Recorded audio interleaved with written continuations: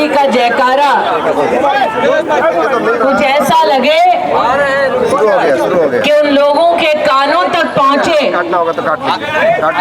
जिन लोगों ने भारत के टुकड़े होने की कामना की। ऐसे गद्दारों के कान गूंजने चाहिए मां भारती के जयकारा के साथ। तो बोलो भारत माता की जय। सम्मानित मंच, उपस्थित स्नेही बहनों को, श्रद्धेय भाइयों को प्रणाम करती हूं। आप सबका वंदन एवं अभिनंदन करती हूँ। ये बेला ऐसी है नहीं मिलेगा जिसमें युद्ध की भूमि पर बिगुल बज चुका है। एक तरफ वो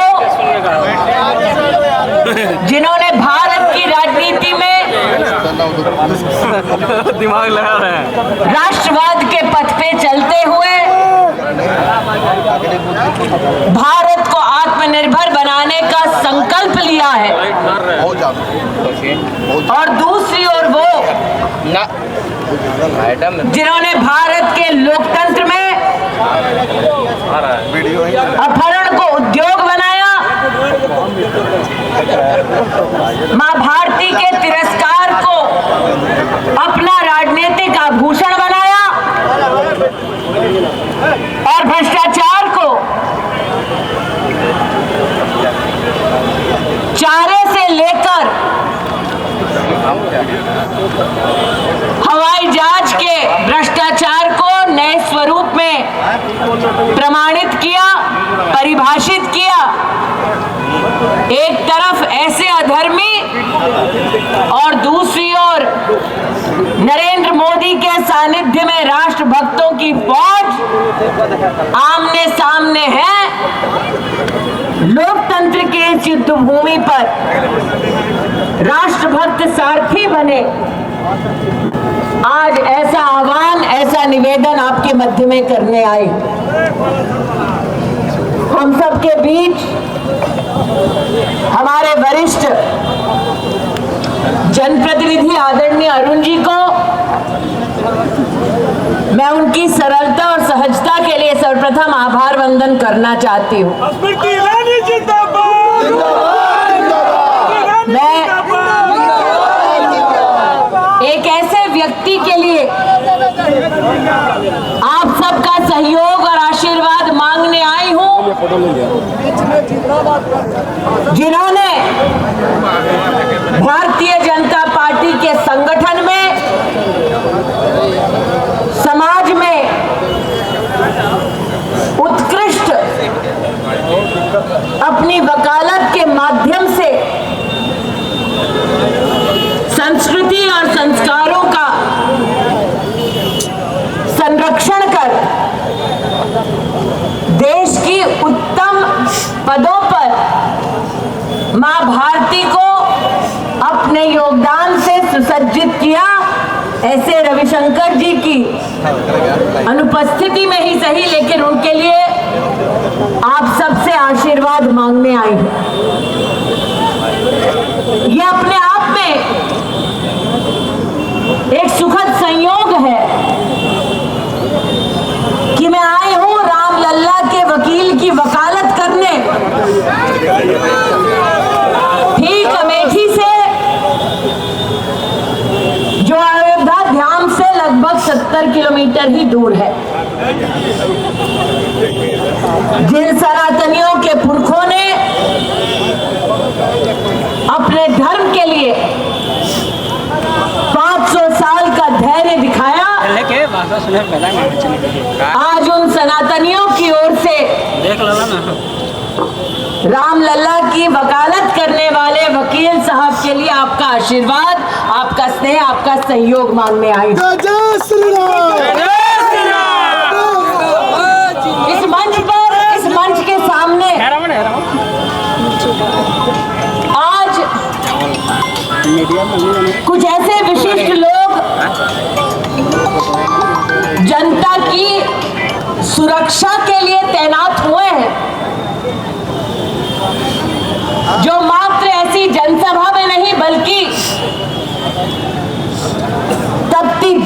में भी, चाहे रेगिस्तान हो, चाहे सियाचिन हो, चाहे नक्सलों को धूल चटाने का उनका जौहर हो, ऐसे सुरक्षा कर्मियों को, भारत के ऐसे वीर सपूतों को, ऐसी बेटियों को हम सब की ओर से अभिवादन और अभिनंदन देने आई हूं। ये चुनाव अपने आप में भारत के लिए एक नया इतिहास लिखेगा। आपको याद दिलाना चाहती हूं साल 2014 का वो मंजर, जब कांग्रेस पार्टी में इस बात की छटपटाहट थी कि एक ग्रामीण अंचल के गरीब परिवार में जन्मे व्यक्ति ने अपने पुरुषार्थ से ललकारा उस खानदान को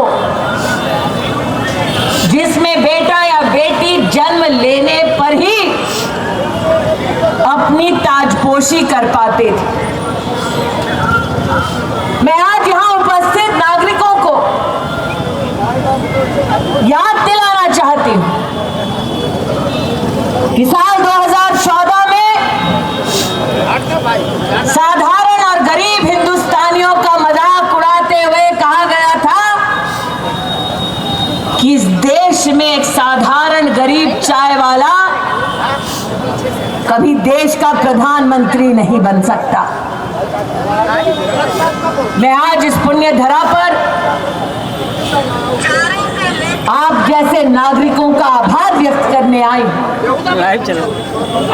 कि आपने कांग्रेस और उनके सहयोगी दलों के इस अहंकार को चकनाचूर करते हुए लोकतंत्र को सशक्त करने का उत्कृष्ट उदाहरण दिया। ये कहलाया पूरे देश के माध्यम से पूरे विश्व को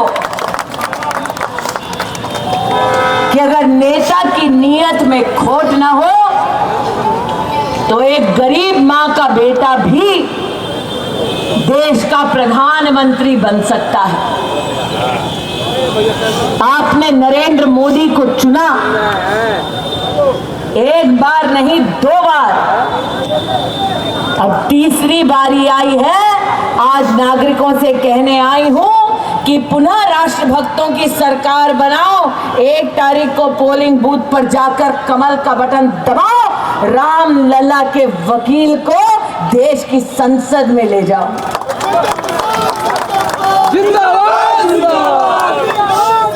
जब नरेंद्र मोदी देश में प्रधानमंत्री बनकर प्रस्तुत हुए तो उन्होंने कहा पूरे देश को संसद की चौखट पर शीश झुकाते हुए कि मैं राष्ट्र सेवक हूं और सेवक की लालसा ये कि वो लोकतंत्र के मंदिर को स्वच्छ रखे। इसलिए भारत के इतिहास में पहली बार बापू की प्रेरणा से स्वच्छ भारत अभियान की शुरुआत की नरेंद्र दामोदर दास मोदी ने।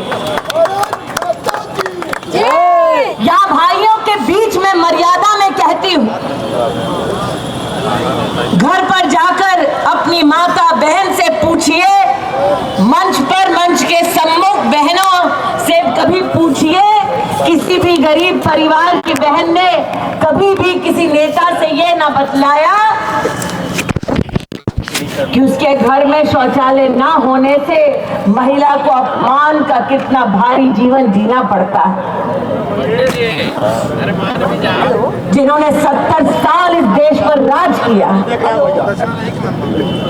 उन्होंने कभी भी गरीब परिवारों की ऐसी सुध नहीं ली। नरेंद्र मोदी एक गरीब माँ के बेटे को पता था गरीब परिवार की बहू बेटियां, माताएं, बहनें कितने कष्ट से गुजरती हैं, अपमान से अपने दिन की शुरुआत करती हैं। उन्होंने 11 करोड़ हिंदुस्तानियों के घर में शौचालय बनवाया। मैं आज पूछना चाहती हूँ राजनीति के शहजादों से कि उन्होंने गरीब और गरीबी को अपना राजनीतिक शस्त्र बनाया, लेकिन गरीब परिवार की बहू बेटियों, माताओं महिलाओं का सम्मान शौचालय बनाकर कभी भी 70 साल में सुनिश्चित नहीं करवाया। आज इस भरी सभा के सम्मुख जो नौजवान साथी उपस्थित हैं उनको याद दिलाना चाहती हूँ, बड़े बुजुर्गों से पूछ लो, इस देश ने वो दिन भी देखे गरीब परिवार कभी भी बैंक की चौखट पार नहीं करता था, बैंक का बाबू गरीब के मुंह पर किवाड़ बंद कर देता था। जब नरेंद्र मोदी आप सबके माध्यम से प्रधान सेवक बने, उन्होंने बैंक को आदेश दिया कि गरीब के घर तक चलकर बैंक जाए, खाता खोले और जनधन योजना से गरीब को जोड़े। आज राजनीति के शहजादों से पूछना चाहती हूं, तुम्हारे खानदानों के पास वर्षों वर्ष सत्ता रही, गरीब और गरीबी को तुमने अपना राजनीतिक शस्त्र बनाया, लोगों को राजनीति में अपनी उलझाया, लेकिन 40 करोड़ से ज्यादा हिंदुस्तानियों का बैंक का खाता खुलवाया, नेता का नाम नरेंद्र दामोदर दास मोदी। आज जनता के सम्मुख मैं निवेदन लेकर आई कि नरेंद्र मोदी ने संकल्प लिया था भारत की तिजोरी से रुपया निकलेगा तो सीधा का सीधा रुपया गरीब के बैंक के खाते में पहुंचेगा। 40 करोड़ से ज्यादा हिंदुस्तानियों को अब तक 40 लाख करोड़ रुपया बैंक के खाते में दिलवाने वाले नेता का नाम है नरेंद्र दामोदर दास मोदी। आज पटना में विशेष निवेदन करती हूं, ये वो शहर है जिसने अराजक तत्वों को गाड़ियां लूटती देखी, क्योंकि नेताजी के घर में बेटी का ब्याह था। सही कह रहे हो? एकदम सही है। ये वो शहर है जब अराजक तत्वों की यहाँ पर सरकार थी तो माताएं भयभीत होती थी, बेटा हो या बेटी सुबह घर से निकले हैं, शाम को जीवित इज्जत समेत घर लौटेंगे या नहीं। मोदी कहते हैं आत्मनिर्भर भारत बनाओ, और राजनीति के शहजादों को याद दिला दूं कि उनके जमाने में अपहरण ही उद्योग था। इसलिए आज जब आह्वान करती हूँ तो यह आह्वान मात्र रविशंकर प्रसाद जी के लिए नहीं है, आपके परिवारों को सुरक्षित और सम्मानित रखने का आह्वान है।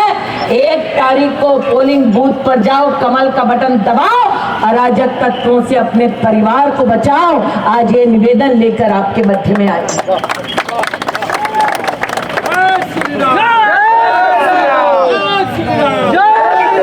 आप बड़े सम्मान के साथ प्रभु राम का नाम लेते हैं भैया, लेकिन राजनीति के शहजादे नवरात्र के उत्सव में सनातनियों को चिढ़ाने के लिए सनातन धर्म का अपमान करते हैं। मैं इस मंच से कहना चाहती हूँ कि सनातनियों ने कभी किसी को छेड़ा नहीं, लेकिन छेड़ोगे छोड़ा नहीं। आज पूछना चाहती हूँ राजनीति के शहजादों कि आपकी राजनीति इतनी कमजोर क्यों है, जिसको जरूरत आन पड़ी सनातन का अपमान करने के लिए। आज जब आप प्रभु राम का जय घोष करते हैं, सनातन धर्म का सम्मान करते हैं, तब आपको याद दिला दूं कि हमारे धर्म में सबसे पहली शर्त ये है और प्रभु राम की सीख ये है कि जननी जन्मभूमिश्च स्वर्गादपि गरीयसी, मतलब मेरी जननी जन्मभूमि स्वर्ग से भी महान है। ये हमारे धर्म ने हमको समझाया। बिल्कुल सही है। और